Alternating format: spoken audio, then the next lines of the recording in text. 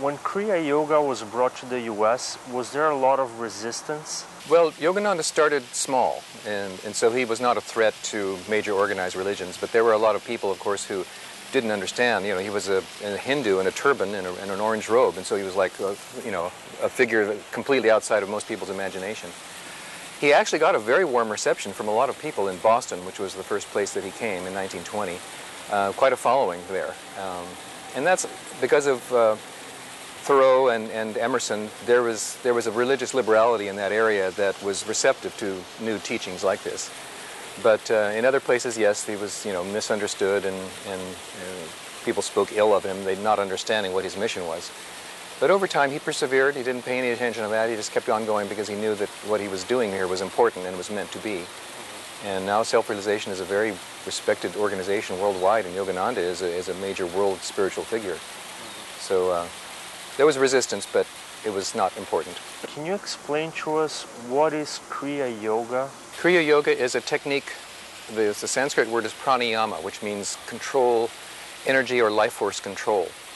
And the energy that is normally, burning in our five senses, which connects us to the outside world, through Kriya Yoga can be relaxed and brought within, so that we are very calm, and we are not so plugged into our external senses, but we're aware of our internal life, and we begin to feel a wonderful sense of peace and joy, because that's who we truly are. The old scriptural saying is that we're the children of God, and well, what does that mean?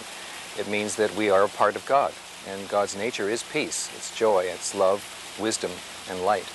And when we calm the five senses down, we can become increasingly aware of who we truly are within.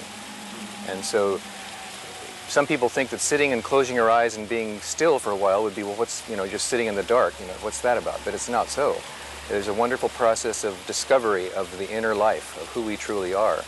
And it's really it's an infinite journey. There's no limit to how deeply we can go into the awareness of God's presence. And it's a very wonderful experience. So when people practice Kriya Yoga, are they doing exercises? It's a technique that combines breathing, visualization, and directing of energy. It has to do with the spine, which is the centers of higher awareness in our consciousness. And it lifts the consciousness up from the material and the physical into the spiritual. Where our energy is, there is our attention and our mind. And if our energy is brought within, then our attention and our consciousness and our awareness are internalized and directed towards God. Vamos fazer um rápido intervalo. Voltamos já com a continuação da entrevista com o monge Atmananda e a prática da Kriya Yoga.